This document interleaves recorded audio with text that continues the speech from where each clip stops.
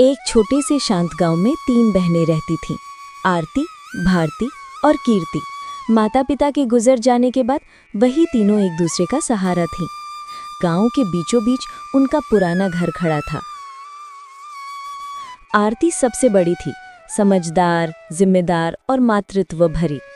भारती बीच की, हंसमुख मगर कभी-कभी जरूरत से ज्यादा सोचने वाली। और कीर्ति सबसे छोटी, मासूम, भोली और भावनाओं से भरी हुई। दीदी, देखो, ये पेड़ अब भी वैसे ही है जैसे माँ के वक्त थे। कभी-कभी लगता है माँ यहीं कहीं बैठी होंगी। हाँ कीर्ति, माँ की यादें हर कोने में है। हमारा घर ही तो हमारी पहचान है। पहचान तो है दीदी, लेकिन रोज खर्च बढ़ता जा रहा है। दीवारों की मरम्मत, छत की लीकेज, सब कुछ महंगा पड़ता है।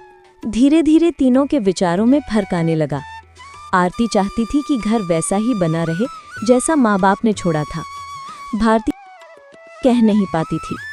दीदी, सोचो, अगर हम ये घर बेचते तो हमें लाखों रुपए मिलेंगे। नया घर मिल जाएगा भारती, लेकिन माँ पापा की यादों वाला घर कहाँ से लाओगी? दीदी, माँ चाहती थी कि हम साथ साथ रहें, चाहे जैसे भी हालात हों।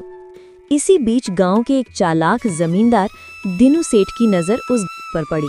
वो वर्षों से उस जमीन को खरीदना चाहता था और अब मौका मिल गया था। 3 बहनें, 3 सोच।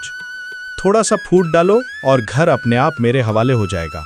दिनू सेठ ने धीरे धीरे कविता को अपने लालच के जाल में फंसाना शुरू किया। वो रोज रोज उसकी तारीफें करने लगा और समझाने लगा कि घर बेचना ही समझदारी है। भारती बिटिया, इतना बड़ा घर संभालना औरतों के बस की बात नहीं। बेच दो इसे, मैं अच्छा दाम दूंगा। आप सही कह रहे हैं सेठ जी, कभी कभी पुराने बोझ छोड़ देना ही अच्छा होता है। धीरे धीरे भारती के मन में लालच ने जगह बना ली। जब आरती को ये पता चला तो उसका दिल टूट गया। और वो निशानी हमें भूखा रखेगी क्या? तुम अपनी जिद में सब कुछ खो दोगी दीदी। भारती को अपनी गलती का एहसास हुआ। वो टूट चुकी थी। वो दौड़कर अपने घर की टूटी दीवारों को गले लगाने लगी।